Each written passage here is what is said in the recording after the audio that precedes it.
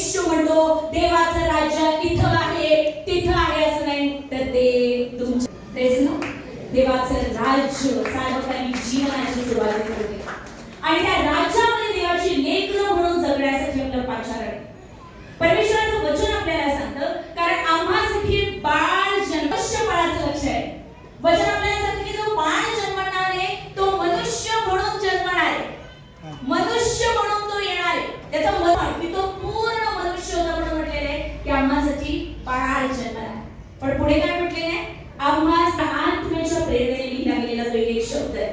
बाळ जन्मलेला आहे, प्रभू येशू ख्रिस्ताचं मनुष्यपण पूर्ण मनुष्यपण दाखवलं. आम्हाला पुत्र दिलेला आहे, पुत्र म्हणजे देवाचा पुत्र, ते प्रभू येणारे, जो राजा येणारे, ज्याची वाट इस्रायल पाहते, तो पूर्ण देव असणारे, तो पूर्ण सत्ता पुन्हा घेण्यासाठी प्रभू येशू ख्रिस्त आलेला आहे. आणि म्हणून तो 28व्या अध्यायामध्ये पुनरुत्थानानंतर आपल्या शिष्याला म्हणतो की पहा सर्व सत्ता मला दिलेली आहे. प्रेज अद्भुत मंत्री, अद्भुत वंडरफुल काउन्सिलर आपल्या बाळासाहेबांनी सुरुवातीला सांगितलं.